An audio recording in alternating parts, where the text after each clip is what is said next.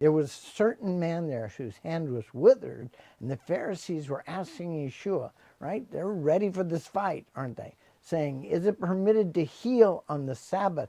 They wanted to condemn him for profaning the Sabbath. They knew he was a healer, and they thought if they could get him to heal on the Sabbath, they could condemn him for profaning that holy day.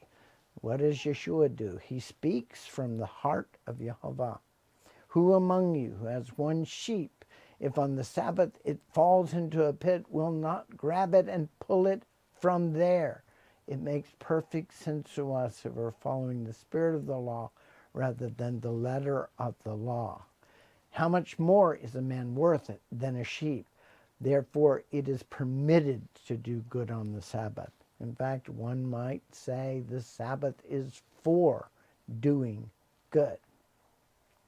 Yeshua said to the man, stretch forth your hand, and he stretched forth his hand, and it was restored. Remember, he always asks someone who is in need of healing to take a step of faith. In this case, it was stretch forth your hand, and he was healed. What is God saying to us today about the Sabbath? Return to his word.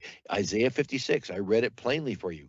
God promises a special blessing on even us non-Jewish believers who observe his Sabbath rest. And I think we need to return to that. 2 Chronicles chapter 7, verse 14. Read the whole chapter of 2 Chronicles chapter 7.